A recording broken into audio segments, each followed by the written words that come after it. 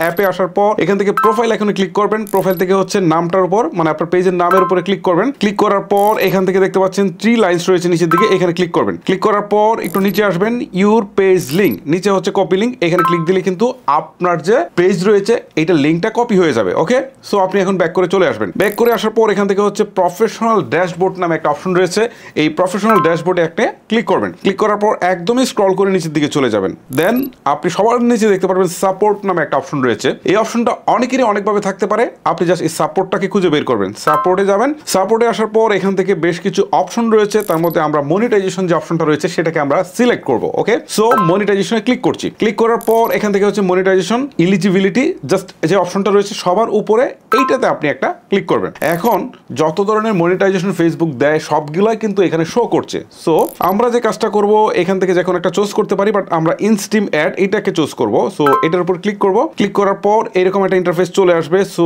আপনি একটা কাজ করবেন, নিচের দিকে দেখতে পারবেন সাবমিট নামে একটা অপশন রয়েছে। সো আমি যেহেতু আগে এটা সাবমিট করে দিয়েছি, আমার এটা এখন ডেড অবস্থায় রয়েছে, যেহেতু অলরেডি সাবমিট আমি করে ফেলেছি। আপনার আগে এটা সাবমিট করে দিবেন, তারপর হচ্ছে লার্ন মোর এই অপশনটাতে ক্লিক করবেন। লার্ন মোরে ক্লিক করার পর এখান থেকে বলছে যে ইনস্টিম অ্যাড এলিজিবিলিটি অন ফেসবুক। তারপর একটু স্ক্রল করে নিচের দিকে আসবেন, নিচের দিকে আসবেন। নিচের দিকে আসার পর আপনি এখানে একটা অপশন দেখতে পারবেন, এই যে দেখেন, we are sending invitation to join the Facebook content monetization beta. এইখান থেকে সবার নিচের দিকে একটা অপশন পাবেন, সেটা হচ্ছে ইন দিস ফর্ম। জাস্ট এই ইন দিস ফর্ম এইটার উপরে ক্লিক করবেন। ক্লিক করার পর একটা ফর্ম ওপেন হবে। সো এখান থেকে বেশি কিছু করতে হবে না, জাস্ট হচ্ছে আপনি আপনার একটা সচল ইমেল অ্যাড্রেস দিয়ে দিবেন। আমি আমার একটা সচল ইমেল অ্যাড্রেস দিয়ে দিচ্ছি। ইমেল অ্যাড্রেস দিয়ে দিলাম, তারপর হচ্ছে ফেসবুকের ইউআরএলটা। ওকে, সো আমরা যেটা প্রথমে কপি করেছিলাম এটা এখানে জাস্ট হচ্ছে পেস্ট করে দিব। তারপরে হচ্ছে আদার সোশ্যাল মিডিয়া অ্যাকাউন্ট যদি আপনার থাকে তাহলে সেটা আপনি দিবেন, না দিলেও সমস্যা নেই। তারপর হচ্ছে লেটস ডু দিস, জাস্ট এখানে আমরা একটা ক্লিক করে দিই।